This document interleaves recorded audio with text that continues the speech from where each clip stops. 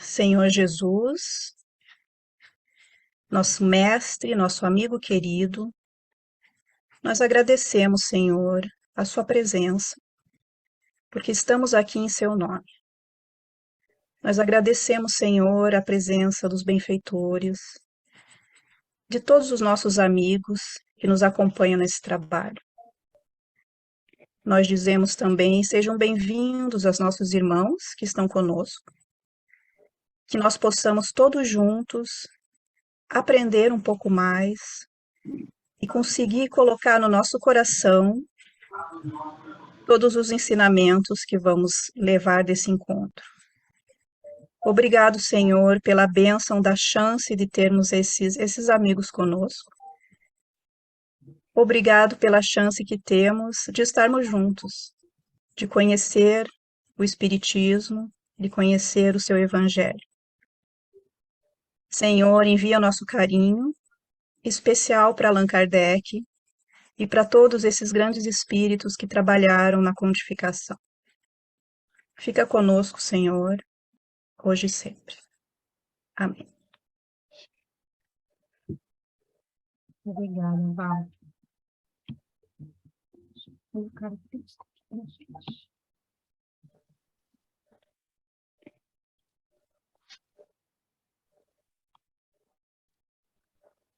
Daniel, poderia ler o primeiro texto e a Paulo o segundo, por favor? Sim. Fatalidade. Causas atuais das aflições. De duas espécies são as vicissitudes da vida, ou, se preferirem, promanam de duas fontes bem diferentes que importa distinguir. Umas têm sua causa na vida presente, outras fora desta vida. Remontando-se à origem dos males terrestres, reconhecer-se-á que muitos são consequência natural do caráter e do proceder dos que os suportam. Quantos homens caem por sua própria culpa? Quantos são vítimas de sua imprevidência, de seu orgulho e de sua ambição? Quantos se arruinam por falta de ordem, de perseverança, pelo mal proceder, ou por não terem sabido limitar seus desejos? Quantas uniões desgraçadas porque resultaram de um cálculo de interesse ou de vaidade, e nas quais o coração não tomou parte alguma? Quantas disseções e funestas disputas se teriam evitado com um pouco de moderação e menos suscetibilidade? Quantas doenças e enfermidades decorrem da intemperança e dos excessos de todo gênero? Quantos pais são infelizes com seus filhos porque não lhes combateram desde o princípio as más tendências? Por fraqueza ou indiferença, deixaram que eles se desenvolvessem os germes do orgulho, do egoísmo e da tola vaidade, que produzem a secura do coração. Depois, mais tarde, quando colhem o que semearam, admiram-se e se afligem da falta de deferência com que são tratados e da ingratidão deles.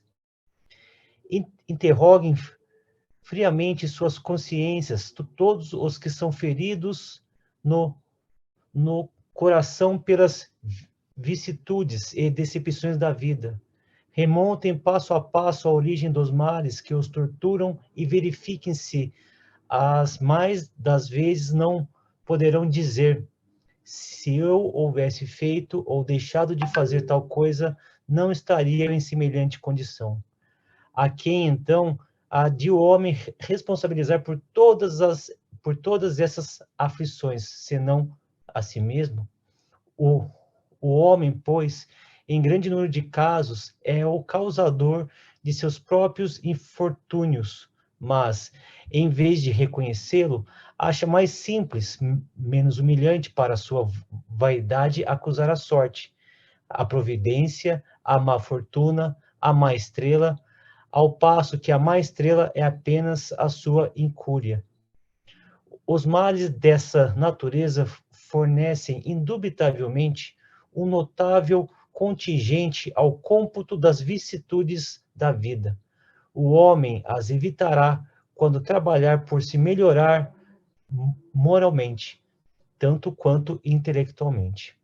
Allan Kardec, o Evangelho segundo o Espiritismo, capítulo 5. Obrigada, Daniel. Fatalidade. A fatalidade do mal é sempre uma criação devida a nós mesmos, gerando em nosso prejuízo a provação expiatória, em torno da qual passamos compulsoriamente a gravitar.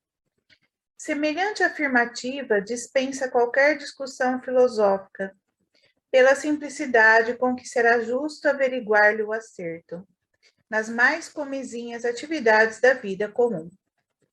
Uma conta esposada naturalmente é um laço moral tecido pelo devedor à frente do credor, impondo-lhe a obrigação do resgate. Um templo doméstico entregue ao lixo sistemático transformar-se-á, com certeza, num depósito de micróbios e detritos, determinando a multiplicação de núcleos infecciosos de enfermidade e morte. Um campo confiado ao império da erva daninha converter-se-á, sem dúvida, na moradia de vermes insaciáveis, compelindo o lavrador a maior sacrifício na recuperação oportuna. Assim ocorre em nosso esforço cotidiano. Não precisamos remontar a existências passadas para sondar a nossa cultura de desequilíbrio e sofrimento. Auscultemos a nossa peregrinação de cada dia. Em cada passo, quando marcharmos no mundo ao sabor do egoísmo e da invigilância, geramos nos companheiros de experiências as mais deficitárias posições, aversão e posições morais contra nós. Aqui é a nossa preguiça, atraindo em nosso desfavor a indiferença dos missionários do trabalho. Ali é a nossa palavra agressiva ou impensada, coagulando a aversão e o temor ao redor de nossa presença. Acolá é o gesto de incompreensão, provocando a tristeza e o desânimo nos corações interessados em nosso progresso. E, mais além, é a própria inconstância no bem, sintonizando-nos com os agentes do mal. Lembremo-nos de que os efeitos se expressarão segundo as causas e alteremos o jogo das circunstâncias em nossa luta evolutiva, desenvolvendo conosco e em torno de nós mais elevada plantação de amor e serviço, devotamento e boa vontade. Acharás o que procuras, disse-nos o Senhor. E, em cada instante de nossa vida, estamos recolhendo o que semeamos, dependendo da nossa sementeira de hoje, a colheita melhor de amanhã. Moléstias do corpo e empendimentos do sangue, mutilações e defeitos, inquietações e deformidades, fobias complexas e deficiências inúmeras constituem pontos de corrigenda do nosso passado que hoje nos restauram à frente do futuro. Emmanuel, livro Indulgência, Chico Xavier, 1989. Obrigado, Paula. Obrigado, Daniel. Obrigado, Paulo. Nós temos um belíssimo texto, né, de Emmanuel e o mais belo ainda de Allan Kardec, que vem do capítulo 5, Bem-aventurados os aflitos. E é interessante que nossa vida é muito difícil, né, de separar as coisas. Que sofrimentos da nossa vida atual, que sofrimentos da nossa vida, da nossa presente vida, vêm do nosso passado. É difícil determinar, Emmanuel dá alguns indícios no final, problemas congênitos, certas dificuldades graves de família, certas limitações que nós trazemos, tanto nós sempre pensamos em limitações físicas, mas muitas vezes nós trazemos limitações emocionais, né, intelectuais, espirituais. Então, há um conjunto de coisas a serem consideradas. A nossa vida, ela não tem como ser desconectada de todas as vidas já vividas. Só que em cada vida que nós vivemos, nós estávamos vivendo um presente. E naquele momento presente, nós fizemos escolhas que agora afetam o nosso presente, né? O nosso verdadeiro presente. Naquele momento, eram escolhas que estavam sendo feitas. E nós, muitas vezes, não pensávamos que aquela escolha seria o nosso futuro. Determinaria condições, às vezes em 100, 200 anos à frente, às vezes até mais. Então, o nosso trabalho, né, numa noite como esta, não é fazer a contabilidade das nossas misérias, porque nós sabemos que temos muitas. E não é, olhar para nós mesmos como criaturas que precisam ser castigadas, punidas, porque se as nossas desgraças não foram feitas no passado, foram feitas atualmente. Né? Então, se o nosso sofrimento não vem do passado, vem de agora. E a questão é sempre a mesma, né? Tanto no passado quanto agora. Talvez no passado eu não tivesse consciência disso, mas hoje eu tenho. Então, o que esse texto nos chama a pensar, ao menos eu vejo um dos aspectos dele assim, tem muitos, é que nós temos que partir do princípio que nós somos criaturas muito necessitadas ainda, que nós somos criaturas falíveis, que nós temos ainda muita coisa para melhorar, para corrigir, para aprender. E quando nós aceitamos isto, e também aceitamos que felicidade e infelicidade são resultado de nossas escolhas, o texto de Allan Kardec e de Emmanuel nos convidam para refletir. Cuidado, né? Se você já entendeu que a vida e o futuro são consequência do que você está fazendo hoje, que cada palavra conta, que cada gesto é importante, que cada ação e reação que você faz diante das circunstâncias pode ter um peso nesse futuro, você não pode mais andar tão desatento. E nós, sabendo disso, temos que lidar com uma carga do nosso passado que já está presente em nós e com a qual é muito difícil lidar, né? Então, por exemplo, os nossos repentes, as nossas eclosões de reação, às vezes impensadas, que vêm lá, né, do nosso mecanismo inconsciente.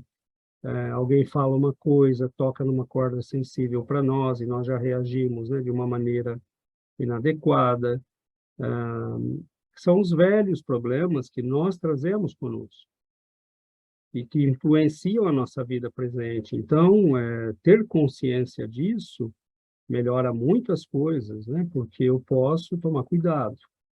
Mas o texto é muito claro, né? Quantos sofrimentos nós geramos no passado, mas quantos nós ainda continuamos gerando porque insistimos em agir por razões que não são as melhores, em ter prioridades que não são realmente prioridades, né? Em colocar na frente coisas que deveriam estar realmente completamente fora da lista. Então, é um texto belíssimo, porque nós não precisamos contabilizar, né? Ele dá, na lista que ele fala ali, no texto de Allan Kardec, né? Certamente, Allan Kardec era um médium inspirado, né? Porque os textos dele são simplesmente geniais, e sendo ele mesmo, né, um gênio. mas a moralidade, o grau de sabedoria que escondem esses textos são fantásticos. E ele enumera ali várias causas de sofrimento da vida atual, mas que, com certeza, são escolhas feitas sob o peso do passado. Por exemplo, uma pessoa pode focar tanto em dinheiro, porque isso já vem com ela do passado, e nasceu com ela, e ela tem essa tendência desde cedo, e ela faz escolhas hoje que vão levá-la a novas catástrofes, a novos problemas. Enfim, cada um de nós tem tendências, tem peso do passado, e nós temos que lidar com tudo isso.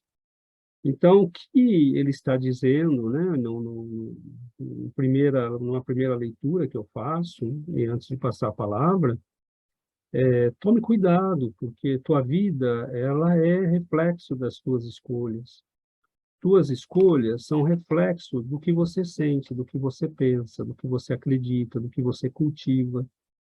Mas, ao mesmo tempo, eu sei que eu acredito num monte de coisa boa, que eu cultivo um monte de coisa boa, mas por que eu faço ainda coisas erradas? Porque eu estou lidando com uma criatura deseducada, que foi deseducada em muitos séculos, e eu agora quero que ela me obedeça, né? Que o meu eu interior, o meu César, né? Aquele mais profundo, me obedeça. Mas, bom, racionalmente, intelectualmente, eu sei tudo que eu deveria fazer, mas nem sempre eu consigo. Então, é uma luta.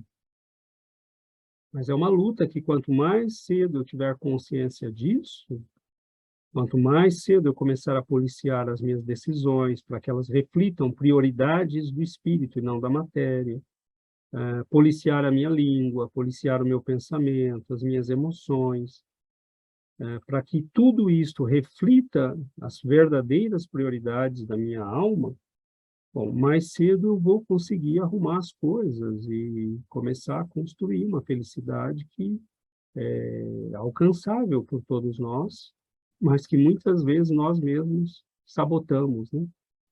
Então, são dois belíssimos textos e que nos levam a uma reflexão bastante profunda, né? E que nós não devemos cair aí na autoflagelação espiritual, né? Sim, as nossas misérias são consequência da nossa vida, mas a nossa felicidade também é.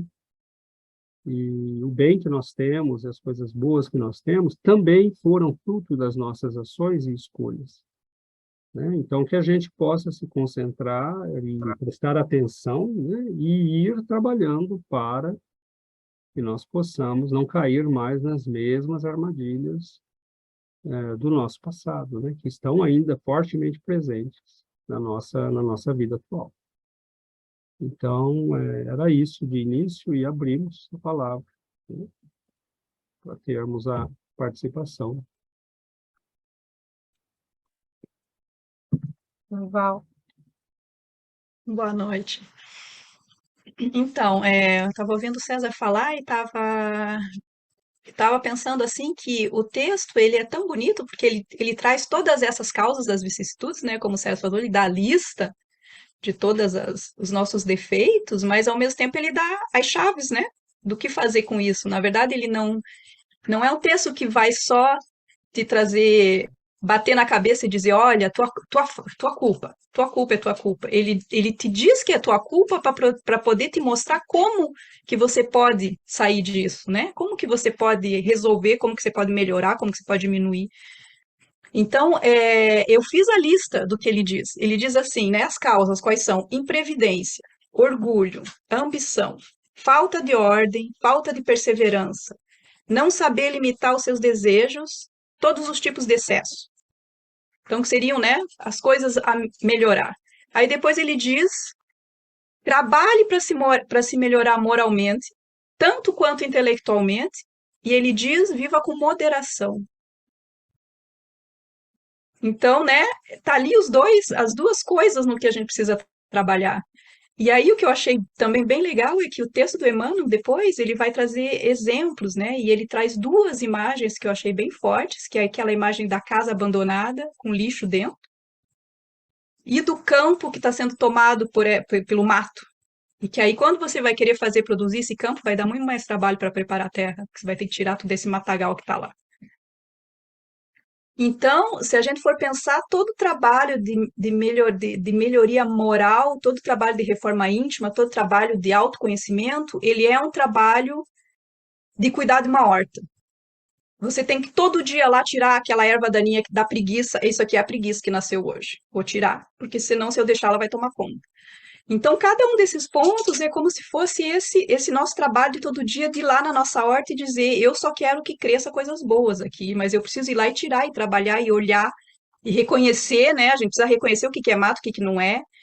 Então, é muito legal essas duas imagens que o Emmanuel coloca lá. E da casa, eu achei muito bacana.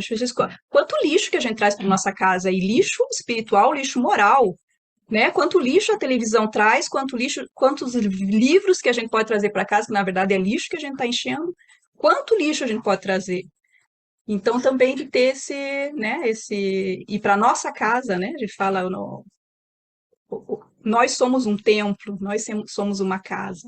Então, o que que tem na nossa casa? Que tipo de pensamento tem na nossa casa? Será que a gente está limpando? Será que a gente está limpando? Então, realmente, eu acho que é um texto. Parece assim que, à primeira vista, que realmente você pode ficar com sensação de culpa, mas eu acho que é um texto muito positivo. Exato. Esse exemplo da casa, né, Val, eu fiquei pensando quando eu li. Eu tenho um asfalto aqui, né, na entrada da nossa garagem, e tem um lado aqui do lado da escada, assim, e eu vi ali quando apareceu umas plantinhas, né, assim, saindo por dentro do asfalto, né, e aí eu olhei e falei, isso não é nada, e deixa aí. E pão, passou, né, umas semanas, acho que mês, até mais, e deixa aí, depois eu tiro, né? E aí, sim, agora eu fui tirar, né? As raízes já estavam grossas, uma parte do asfalto ele já tinha arrebentado de dentro para fora. E aí você fala, bom, se eu tivesse arrancado quando estava pequenininho, né? Agora eu vou ter que ir lá comprar um roundup, porque as raízes já estão muito grossas, então eu não tenho mais como, eu posso tirar a parte de cima, mas embaixo já não dá mais para tirar. E agora eu tenho que jogar o roundup, para isso eu tenho que ir no lugar comprar, gastar dinheiro, colocar, e aí tentar corrigir o asfalto ali com alguma coisa. Então, assim, se eu tivesse tirado quando eu vi pequenininho, o problema já não seria tão grande, né? Então, é isso, né? A gente, às vezes, vai deixando as coisas se acumularem e tudo que não responde a realmente prioridades da alma, mais cedo ou mais tarde a gente vai acabar acumulando, né? Coisas que vão exigir muito esforço.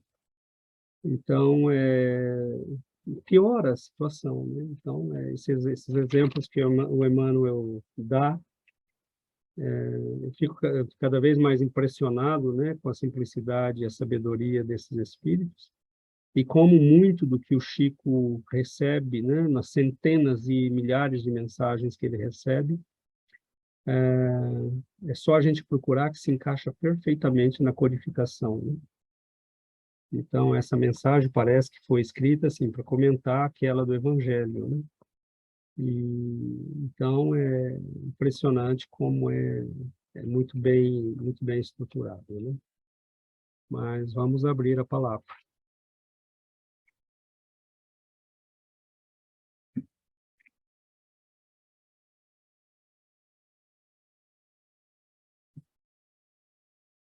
Então, ninguém quer falar, eu vou falar, então.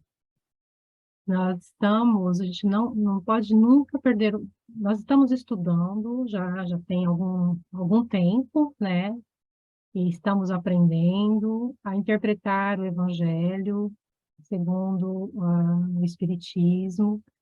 Então, a gente já sabe dos nossos compromissos nessa vida, nesse mundo. A gente sabe que a razão da nossa vida e a razão de estarmos aqui é o nosso crescimento, é o nosso burilamento, é a nossa forma de viver de acordo com as leis divinas. E se a gente compreende isso, e se nós vivemos a nossa vida colocando em prática o Evangelho que Jesus nos ensinou, nós estamos vivendo de acordo com a lei divina. E se nós fazemos isso, nós vamos viver bem, nós vamos viver em paz, em equilíbrio. Mas o problema é que a gente, na nossa imperfeição, a gente continua batendo cabeça, né? E a gente vive agindo, muitas vezes, contra as leis divinas. E se cada vez que a gente age contra as leis divinas, nós vamos estar causando aflições para nós mesmos.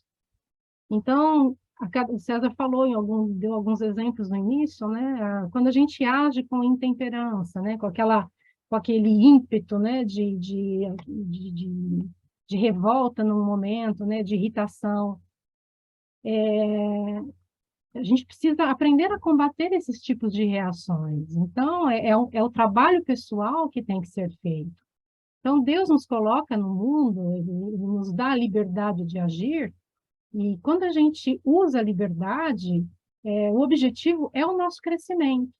Então, quando essa liberdade nos leva a agir de acordo com as leis divinas, nós estamos crescendo. Mas se nós não agimos conforme as leis divinas, nós estamos nos aprisionando no sofrimento. Então, são os vícios, né? Tudo que a gente discute aqui nas aulas, né? Nos estudos, são os vícios, são a preguiça, como ele diz no texto, a raiva, né? A intemperança, né? A reação nervosa de acordo com as situações. Então, isso vai causando, né? Cedo ou tarde, causa problema. A gente pode arrumar briga com alguém, a gente pode causar problemas no trabalho, com a família.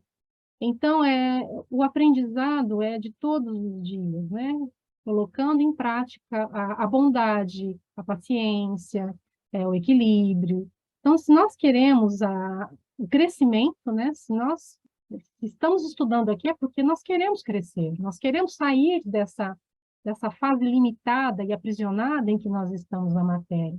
Então, é de extrema urgência, né, que nós saibamos agir, né, de modo aquilo que a gente está aprendendo aqui.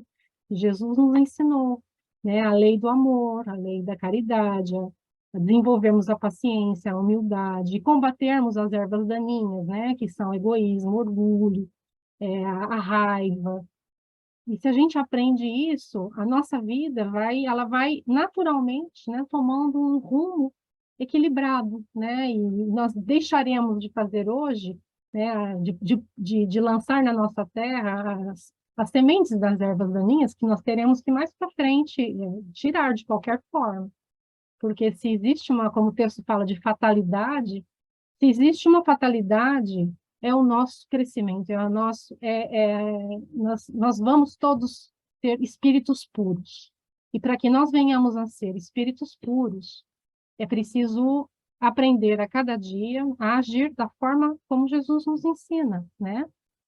Senão, nós vamos levar o tempo que for, mas nós vamos chegar lá. Depende de cada um de nós, de como nós agimos diante das coisas. Nós todos seremos espíritos puros, mas nós podemos pegar o caminho reto, agindo de acordo com as leis divinas, com os ensinamentos do Evangelho, ou a gente vai ficar andando, girando em torno dos erros, girando em torno da infelicidade, e enquanto a gente não aprender, né, a fazer do jeito que tem que ser feito, né, seguindo os ensinamentos de Jesus. Então, quando a gente se propõe a estudar o Espiritismo, se propõe a estudar o Evangelho, é porque nós já estamos cansados de girar em torno dos erros, né?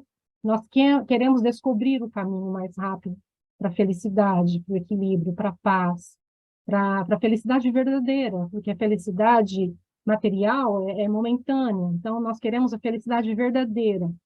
E isso depende do que fazemos hoje, de cada dia, né? De como agimos com todos e conosco mesmos. Então, é um aprendizado mas nós já estamos despertos, né? Não é fácil, nós trazemos uma bagagem muitas vezes muito pesada do passado, mas nós já estamos despertos, nós já sabemos o que nós queremos. E se a gente presta atenção, né, a gente vai, né, como nós já conhecemos um pouco dos ensinamentos de Jesus, então aos poucos a gente vai fazendo esse burilamento e aos poucos a gente vai avançando, né, porque nós já estamos despertos. E estar desperto nesta vida é precioso. A gente tem que dar muito valor a isso, porque é precioso ter esse conhecimento e ter a oportunidade de viver a vida presente conhecendo o Espiritismo. Oi, Glaucio. Oi, Glaucio. Oi, boa noite. A Giovana falando a respeito, né, de estar despertos, né?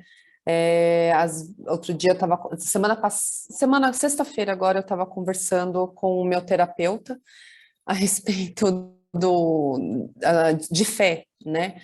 E aí eu comentei com ele que, assim, o Espiritismo foi o que tem me feito bem, né, e que tem me feito compreender as coisas melhor, né, então até do Evangelho que eu lia o Evangelho quando, né, fiz catecismo, fiz a crisma, essas coisas, e você não consegue entender direito, né, porque tudo é muito através, tipo, de simbolismo, de metáforas, e a própria catequista, ela também fala nessa linguagem, talvez porque ela foi, como é que fala? Ela está doutrinada, né, daquela forma, ela foi doutrinada daquela forma.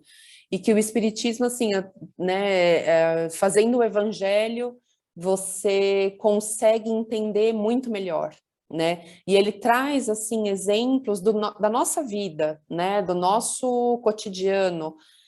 E então, assim, é uma fé realmente que não é aquela fé imposta, não é a fé cega, porque o Espiritismo faz a gente se questionar. E eu acho que a partir do momento que a gente se questiona, a gente evolui, né? Então, por que eu estou fazendo isso? Por que eu não faço daquela outra forma?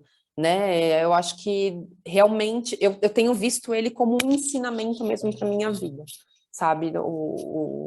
Fazer o evangelho, fazer os estudos, né, na quarta, quando possível de sexta também. Então, isso tem me feito, às vezes, quando eu vou tomar alguma decisão, ou quando eu vou pensar alguma coisa, ou quando eu vou falar alguma coisa, eu já me policio, porque eu entendo que aquilo vai ter uma causa, aquilo tem um efeito, não só na minha vida, mas na vida das outras pessoas. Então, é isso, assim, eu acho que para mim, ficou uma fé, assim, mais racional, não sei, assim, se essa seria a palavra, sabe, para mim, mas... E aí você se sente bastante responsável, né, pelos seus atos, né, aqui na Terra, e que do que a gente fez aqui, e olha o que a gente nem lembra do que fez lá no passado, né. É isso. Perfeito, Glaucio, obrigado. Há um aspecto, né, rapidamente, há um aspecto nesse texto do primeiro texto que eu acho que é muito importante, assim. É lógico que, fazendo a listinha que ele faz ali, é recomendável que, se nós queremos progredir, que nós façamos uma avaliação de nós mesmos. É importante que eu saiba que tem coisas na minha vida atual que são reflexo da minha vida atual. E se eu sou capaz de analisar isso hoje e aprender com isso, significa que eu posso começar a corrigir e incorporar esse aprendizado. Eu não preciso esperar chegar no plano espiritual para fazer uma avaliação de tudo e para dizer, se eu tivesse feito isso. Não, se eu sou capaz de dizer isso hoje, me analisando, se eu tivesse feito isso naquele momento, não teria acontecido isso e aquilo. Mas isso é bom, né? Porque não é para nós cairmos num estado de culpa e nem de auto-martírio, mas é para que a gente aprenda com as lições, porque o problema de não aprender também é que nós vamos continuar levando os problemas, fazendo erros, e muitas vezes nós carregamos sofrimentos uma vida inteira porque nós não mudamos o tipo de ação que temos. Então, não é possível você ter um efeito diferente se você continua produzindo sempre a mesma causa. Então, essa capacidade, o texto de Allan Kardec, ele nos convida igualmente a fazer uma análise de tudo isso. Será que eu fui preguiçoso? Será que eu poderia ter trabalhado mais? Será que eu poderia ter sido mais paciente? E isto não é para fazer prestação de conta para ninguém, porque ninguém é a Deus e a nós mesmos, né? Que nós prestamos conta de nós. E não é para fazer uma listinha para entrar no céu ou sair do céu, ir para o inferno ou não ir para o inferno, é simplesmente para dizer eu aprendi ou não aprendi.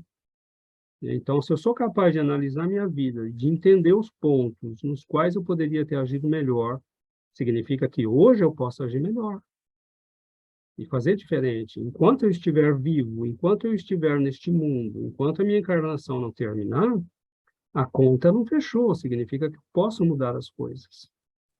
Uma pessoa a quem eu fiz muito mal, enquanto eu estiver aqui, eu posso pegar um telefone e ligar para ela. Uma pessoa ou posso receber o telefonema de uma pessoa e ainda ter tempo de perdoá-la. Nós não sabemos, né? Eu estou dando um exemplo, mas podem ser múltiplos exemplos. Às vezes você é o sujeito que roubou alguém, mas bom, fulano não está mais aqui, você entendeu, mas ele deixou descendentes, então você poderia talvez ajudar esses descendentes. Mas se você entendeu aqui, né? Entender no plano espiritual, ótimo, você vai também se arrepender lá e planejar uma próxima vida, né? Porque nessa já acabou. Então, a capacidade de aprender com os nossos erros e de avaliá-los e mudar a nossa vida enquanto ela está em curso, é também uma coisa maravilhosa, né? Que a gente deve aproveitar. Oi, Juliana. Oi, boa tarde, todo mundo. Eu até queria compartilhar uma situação que eu tive aqui em casa com os meus filhos, porque é difícil ter uma conversa com, especialmente adolescente nessa época de agora, considerando o tanto que eles são bombardeados pela influência da mídia social, né? O mais novo chegou para mim e falou assim, ai mãe, ele estava trabalhando esses summer camp com crianças, né? E chegou para mim e falou assim, a minha geração está perdida, não tem mais solução. Eu falei, por que você fala isso? Ah, porque do jeito que essas crianças pensam, é muito complicado conversar com eles. E não vou nem entrar muito nesse detalhe, mas achei só estranho a maneira, engraçado em termos, mas estranho a conclusão. Aí depois, na terça-feira, o mais velho chegou em casa, você viu o que aconteceu em Nova York? Em São Francisco? Em Detroit? Eu falei, não tive tempo de ver as notícias hoje. Ele falou, não, hoje, de uma maneira geral, como que esses jovens estão vivendo? A minha geração está perdida. Eu não sei o que vai ser do futuro desse mundo. A minha geração está perdida. Eu falei assim, vários problemas vão acontecer no futuro por causa das atitudes da geração de hoje, né? Que a gente já sabe que está tudo meio caótico. Aí, hoje de tarde, a gente conversando, começou uma discussão entre os dois sobre um pegar a coisa do outro quando não tem permissão. Aí, eu falei assim para o mais velho, eu falei assim, você não falou que a geração está perdida? O que falta? O que está faltando? Ele falou, está faltando as pessoas ajudarem umas das outras. Eu falei, pois é. E o que você pode fazer para mudar isso? Tem uma frase, eu vou te mostrar. Aí eu abri o telefone e peguei a frase da Madre Teresa.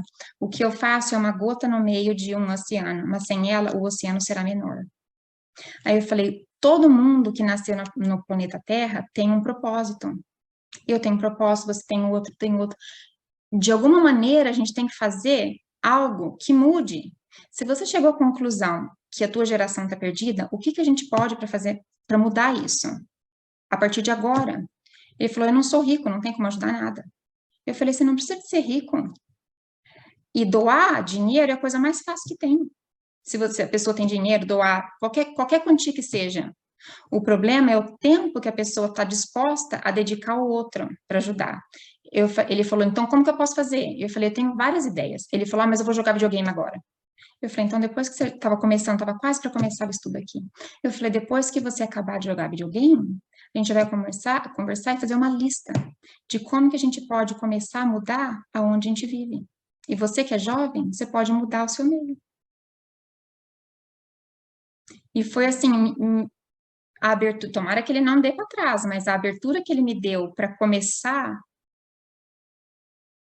a mudar a realidade que a gente vive, porque todos os dias, inclusive esses social media influencers que eles assistem, só fala besteira, não tem nada que se aproveita, entendeu? E eles têm toda a capacidade do mundo, como jovens, de mudar o que se vê, porque eu falei para ele assim, eu falei, sabe, Cala, isso que você viu, eu também vejo no Instagram, de monte, a gente atropelando e droga, ele até mencionou alguns exemplos, mas sabe que qual é o problema? É que o mal se propaga mais rápido.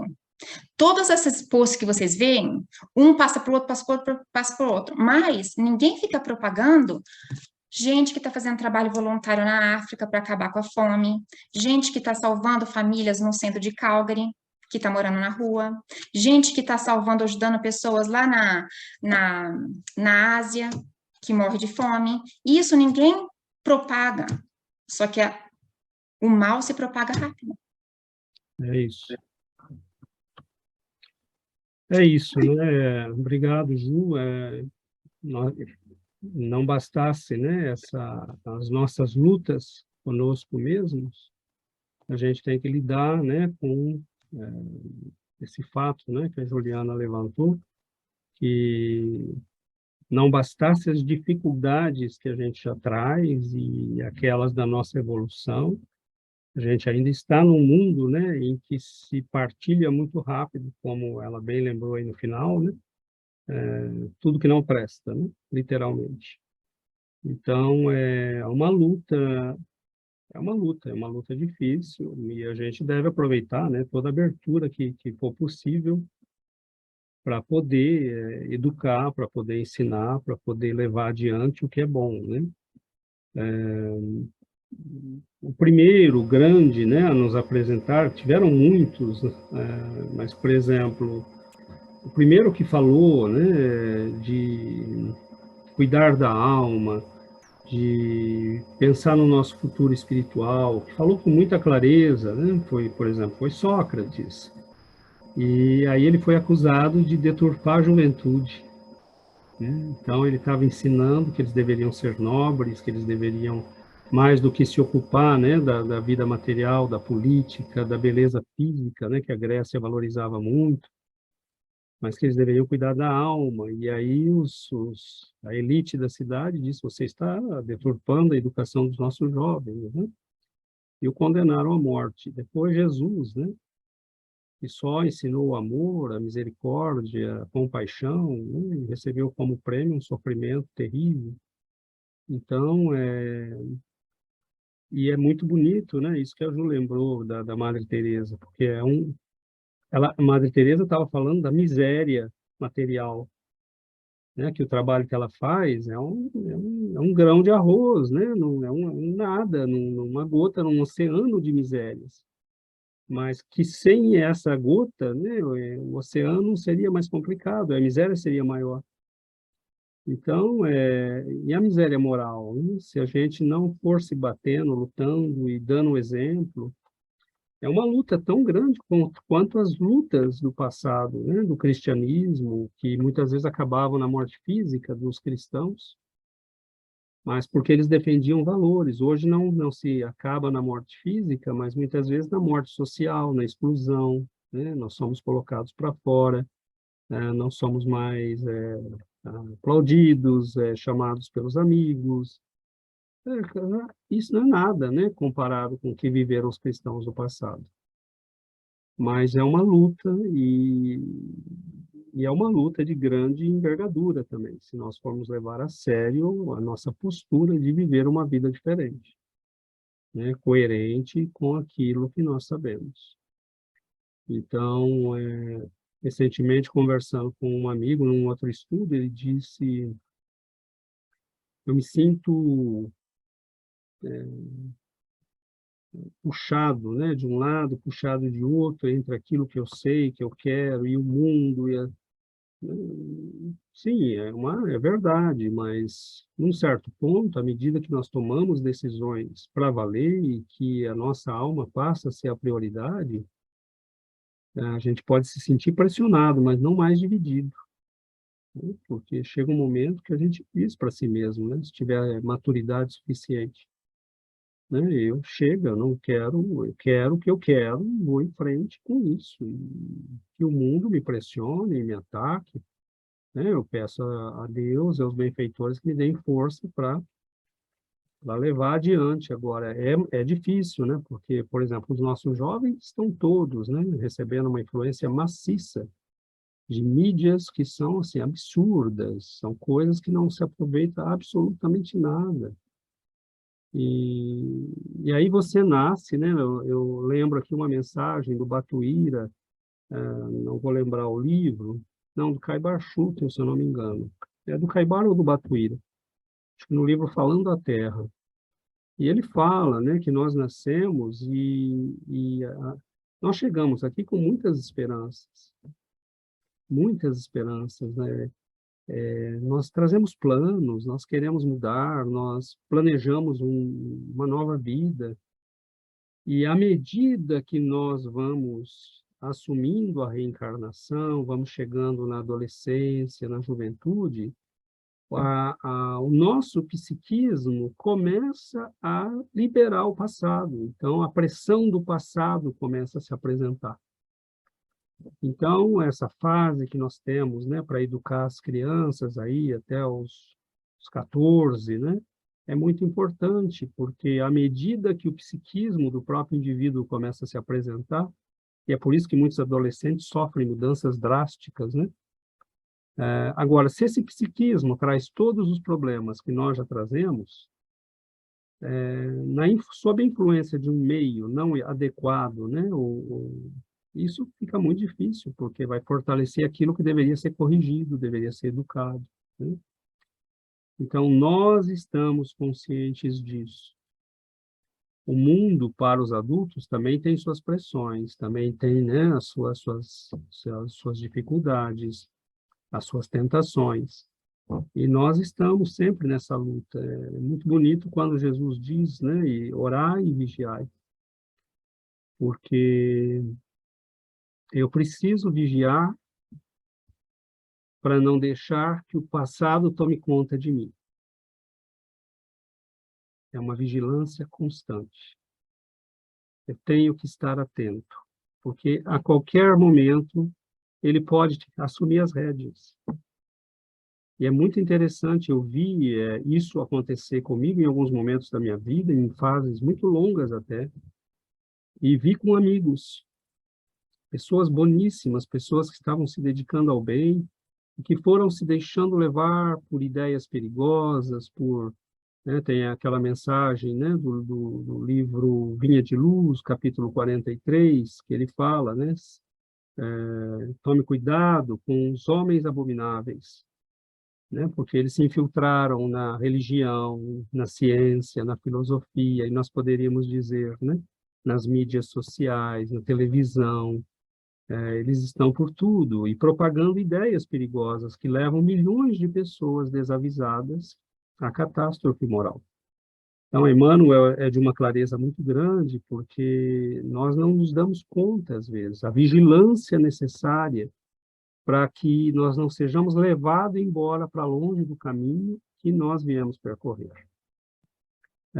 Nós viemos buscar algo, a Giovana falou no início, nós viemos aqui para crescer, para melhorar, e é muito fácil que o passado, que o exterior se comunique com o passado que existe em mim e que me leva embora daquilo que eu gostaria de estar fazendo, daquilo que eu gostaria de ser. Então, é uma luta, né? O vigiai que Jesus nos disse, acho que o primeiro nível dele é esse, vigie mesmo, né? Tome cuidado, esteja atento o tempo todo e orai. Orai, porque a oração pode nos guiar diante das novas situações também. Eu vigio para segurar o lobo, né? Para que ele não passe e tome a primeira cena. E eu oro para que eu possa convidar, né, o pastor para cuidar do campo, o pastor para cuidar, né, do terreno. Então, eu oro para que eu possa estar sob a influência do novo. Então, eu vigio para tomar conta do velho, para que ele não venha e assuma a cena na minha vida. E eu oro para que o novo me influencie, né? Então, que Deus me dê força também para controlar o passado, porque ele é muito pesado ainda em nós, né? Então, tem um monte de ação que nós estamos fazendo e que é o passado agindo em nós, e não esse passado. Então, tem um monte de escolhas que eu fiz nessa vida e que eu nem parei para pensar. E na verdade, o passado que está assumindo ainda o controle. E eu sou ainda aquela pessoa que eu vim mudar. Mas é ela que está assumindo o controle. Né? Então, a gente tem que vigiar e orar em todo o tempo. Achei bonito, né? O César disse, a gente vem para essa vida com muitos sonhos, né? De acertarmos esses problemas que a gente já viveu, né? De consertarmos os erros que nós já cometemos. A gente vem para cá com grandes sonhos de realização, a gente se programa, a gente junto aos nossos benfeitores, a gente organiza, a gente se prepara, né? Quantos espíritos vêm falar, né, nas reuniões mediúnicas que estão se preparando para voltar para a vida, e o quanto é assustador, né, esse preparo, porque quando a gente chega no mundo, nessa vida, a gente esquece tudo o que está planejado, a gente esquece os compromissos, a gente assume compromissos lá do outro lado, mas chegando aqui, a nossa vida recomeça, nós não temos memórias, né, conscientes do que a gente veio fazer aqui. Então, mas a gente vem para realizar, né? O nosso objetivo é o aprendizado, o nosso objetivo é o crescimento, é a liberdade, né? Então, como a Vânia disse semana passada, que a filhinha dela disse, tudo nos é permitido, né?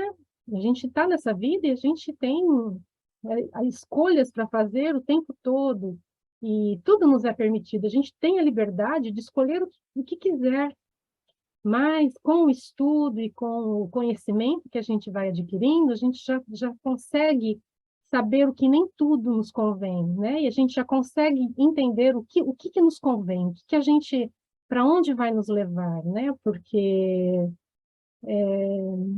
a gente vai tomando consciência, né, do que nós estamos fazendo aqui, do que nós já fomos, do que nós queremos ser. E Emmanuel, ele, no livro, acho que é no livro Amanhece, ele compara a nossa vida como uma grande viagem. Então, a gente se prepara para essa viagem. A gente tem toda a organização, né, como uma viagem que a gente faz aqui mesmo. A gente se organiza, a gente se prepara, a gente faz a bagagem. Então, existem já os planos dessa viagem, de alguma forma, organizados, impostos, mas quando a gente começa a viagem, a gente tem a liberdade de sair da rota, de pegar um outro caminho que pode nos levar para longe. Então, é o processo de nos mantermos na estrada reta, né? De nos mantermos com o foco. Qual é o foco? Qual é o nosso destino? A gente não pode perder de vista o nosso destino. Qual é o nosso foco? Onde nós queremos chegar? Para que essa viagem seja realizada com tranquilidade, para que a gente não se perca no caminho, que a gente não saia da rota estabelecida.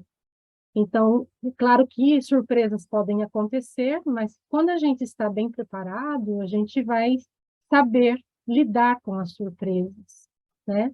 Quando a gente estuda, quando a gente conhece, quando a gente busca o conhecimento, nós vamos nos preparando para essas surpresas.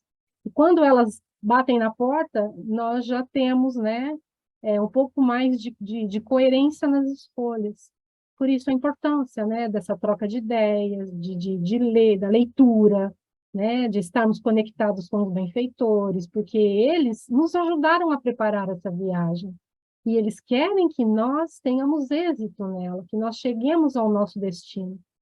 Que nós, no fim da vida, nós cheguemos onde o que nós cumprindo, né, o nosso objetivo, o nosso plano. E eles estão conosco, eles querem nos ajudar. Então, a gente, tendo essa conexão com o alto, a gente vai, né, dia após dia, caminhando um pouquinho mais, e nós vamos indo na direção desse destino que já está programado, que é nos tornarmos melhores, né, do que quando nós chegamos aqui. Então, a viagem é, às vezes, muito... Tem as pedras no caminho. Normalmente, nós vamos ter que enfrentar problemas, né? Problemas que nós mesmos causamos ou que outros causaram para nós. Mas, quando a gente se fortalece em Jesus, a gente consegue ir superando esses obstáculos, né? Porque dele vem a força, dele vem a lucidez, né? Nas tomadas de decisão. Então, quando a gente coloca nas mãos de Jesus, né, que ele nos conduza, que ele nos ajude, a gente vai seguindo viagem e rumo ao nosso destino. É isso. Muito bom. Se alguém quiser falar, faça um sinal, senão o nosso tempo está terminando. Eu, às vezes, me preocupo em estabelecer algumas estratégias. Tenho pensado que a vida rapidamente chega ao final, né? Se nós vivermos dentro da sequência normal, ela pode chegar ao final a qualquer momento. Então, se nós vivermos dentro da sequência normal, né, e tivermos um envelhecimento longo, né, e o mais tranquilo possível,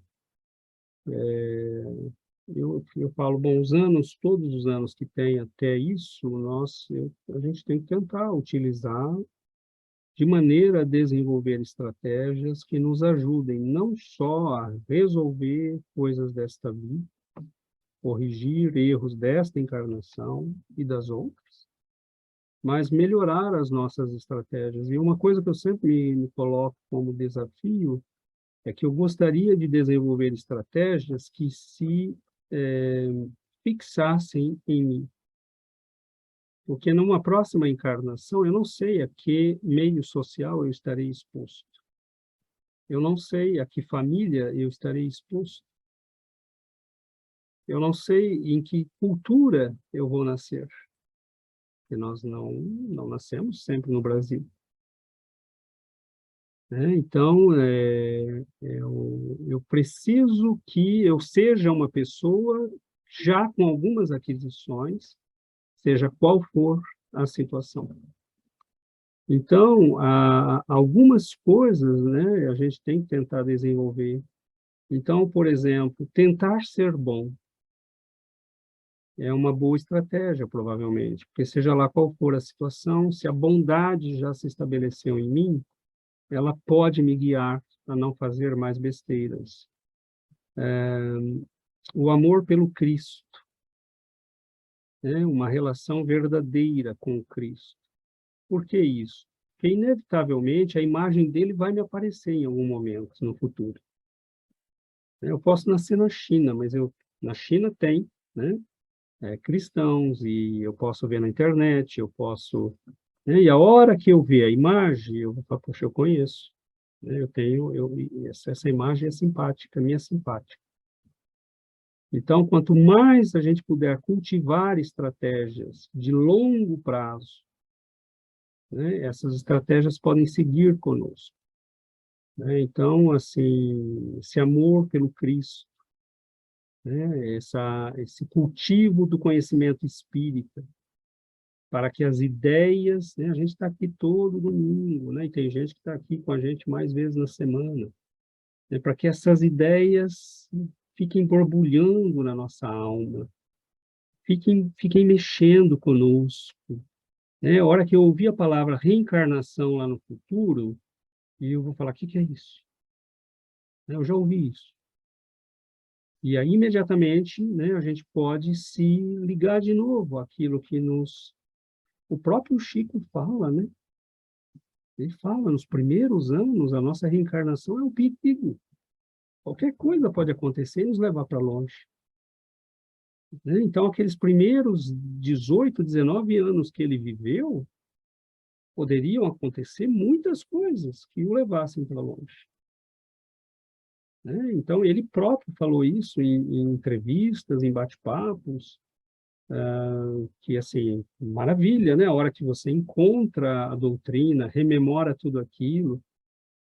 Muitos de nós, ao vermos o Espiritismo, falam, poxa, eu conheço isso. Né? E se não foi da encarnação passada, porque é muito recente o Espiritismo, foi do plano espiritual. Ou foi de vidas ainda anteriores, nas quais a gente veio estudando e tendo contato, né, com as ideias, e aquilo tudo se metaboliza, se concentra no momento. Mas quanto mais eu cultivar essas coisas, né, quanto mais eu estudar, quanto mais eu meditar, quanto mais isso for virando parte da minha vida, mais isso vai se incorporar em mim.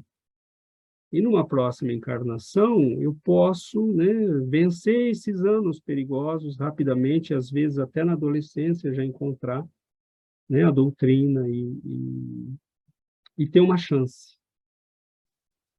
Né, ter uma chance de que o meu passado, minhas antigas personalidades não me destruam, ou de que influências exteriores, né, dos homens abomináveis, como diz Emmanuel, né, amigos perigosos, ideias perigosas, nos venham levar embora daquilo que nós viemos buscar, né?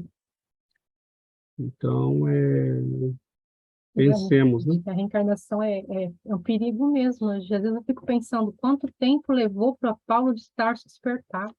Aí teve que Jesus vir acordá-lo. Ele né? veio com uma missão, né? E Jesus precisou vir despertá-lo, porque ele estava indo para o caminho errado, né? São Francisco de Assis, ele ele queria ser cavaleiro, né? Então ele partiu para as lutas, Cruzadas, né? das cruzadas, e quando ele se deu conta, né? Então é um perigo, porque até o despertamento pode levar muito tempo, e às vezes a gente pode nem despertar, né? Como o César acabou de dizer. Então, como que a perda, né, da memória pode nos levar mesmo para muito longe. Então, é muito, muito importante esse cultivo, né?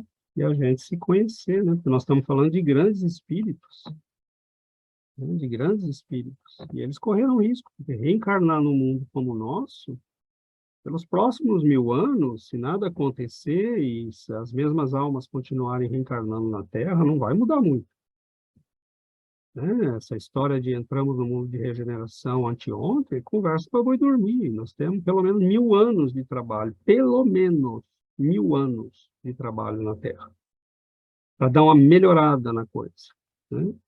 Porque quantos conhecem o que nós conhecemos? Quantos conhecem Jesus para valer?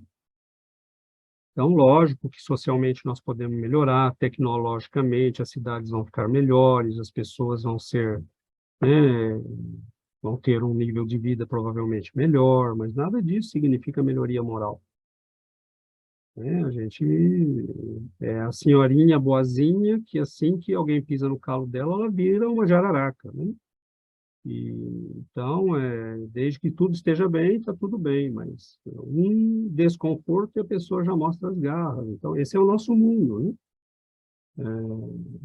Moralmente, nós temos muito chão para andar. Então, a gente tem que desenvolver estratégias para que nessa vida e na próxima e na outra, né, a gente não vá criando mecanismos de defesa. Então, estudar espiritismo uma vida inteira, né, não é nada. E sabe Deus onde eu vou reencarnar. Meditar toda semana, ler toda semana, não é nada, é muito pouco perto do que nós vamos enfrentar como desafio. Né? Então, eu queria ter memória para decorar o Evangelho segundo o Espiritismo, de ponta a ponta, porque, assim, a primeira vez que, né, aquilo a gente deveria nascer e já falar, e começar a recitar aquilo, né? A pessoa vai falar, uma criança é maluca, né? O menininho aí está louco. Mas não, porque nós precisamos. né? Porque o nosso passado ainda é muito pesado, né? E dependendo do meio onde nós nascermos, a gente pode ser facilmente influenciado, né? Então, oremos, continuemos o nosso trabalho, continuemos o estudo, a meditação, né? Levando tudo isso com muito carinho, nós não estamos fazendo aqui algo para esta encarnação, para resolver problema né, a pessoa da família lá que pode ser problemática. Nós estamos resolvendo a nossa vida verdadeiramente, para valer, né? Então, a gente aos poucos alcança. Oi, Eliana. Oi, vocês estão me ouvindo? Eu achei importante essa colocação sua a respeito de gravar no nosso espírito as nossas melhoras, né? Então, eu acho que a gente precisaria usar nesse vigiar e orai a nossa razão quando nos acontecer as aflições. Se nós precisamos do corpo físico e dessas provações e para poder fazer a evolução, quando acontecer isso, nós questionarmos as nossas atitudes, o que é que vai fazer a elevação do nosso espírito. Eu acredito que aí vai ficar registrado no espírito a atitude que nós vamos ter. Porque se nós agirmos somente na razão como homem, como ser humano, vai entrar o egoísmo, o orgulho, a arrogância, e muitas vezes nós vamos deixar isso tudo dominar a nossa resposta àquela aflição que nós mesmos nos colocamos e nos propusemos na outra vida passar para fazer a nossa correção. Então, uma maneira de corrigir essa aflição é olhar o que aquilo acrescenta para o nosso espírito. E aí, então, como o meu espírito agiria? Em que eu vou levar de vantagem para nível de evolução espiritual, e não como ser aqui terreno. Porque muitas vezes aqui eu acabo perdendo, né?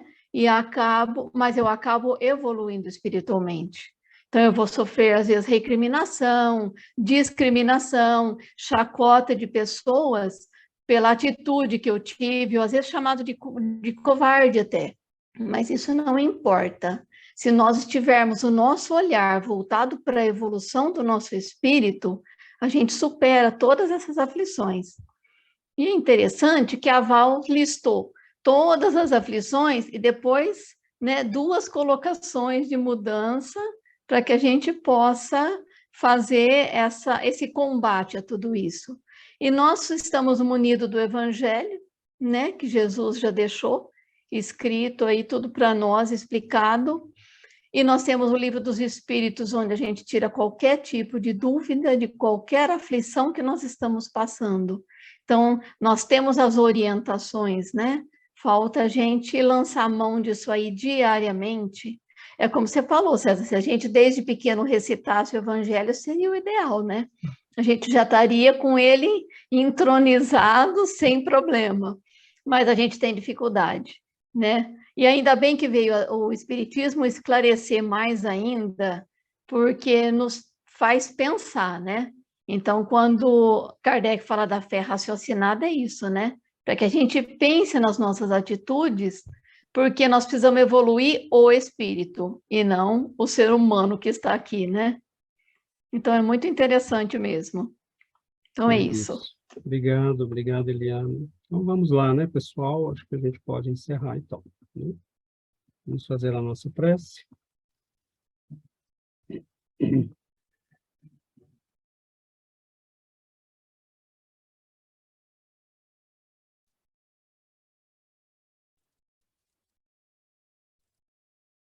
Querido Mestre Jesus, queridos benfeitores, queridos amigos,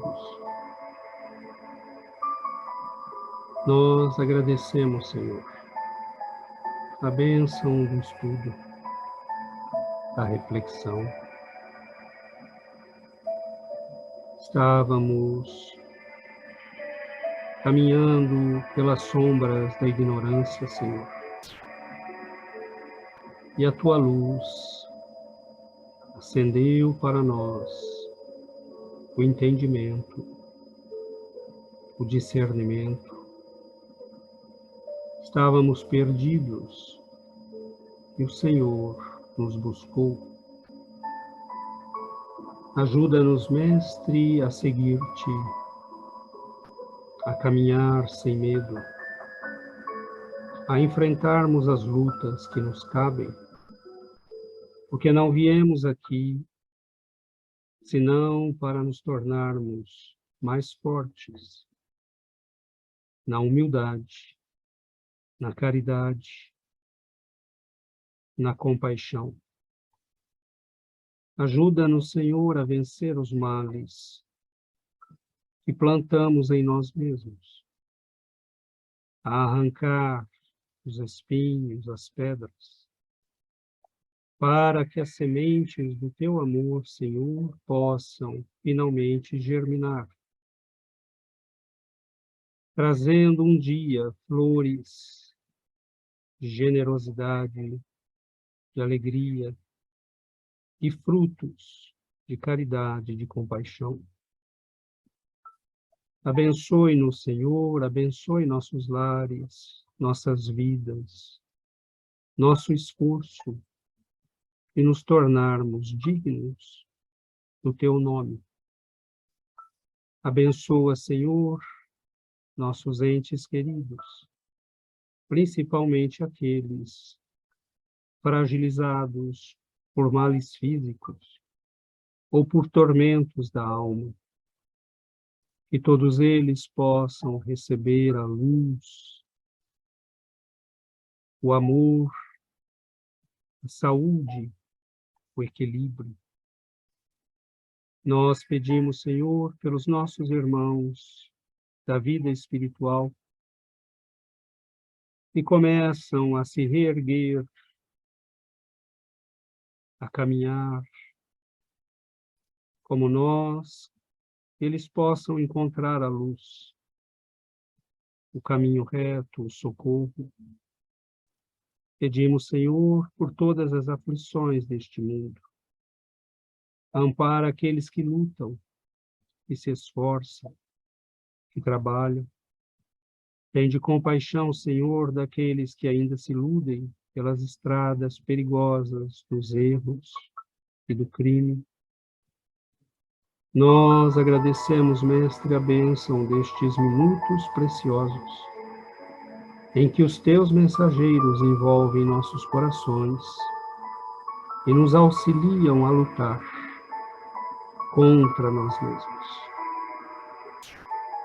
Nós pedimos que abençoe a nossa semana, que possamos viver em paz, trabalhar, aprender e, sobretudo, Senhor, entregar nossas vidas nas tuas mãos. Não há ninguém que possa nos guiar, ninguém a quem possamos entregar nossas vidas, senão ao Senhor. Então, nos guarda, nos ampare, nos sustente, Senhor, na luz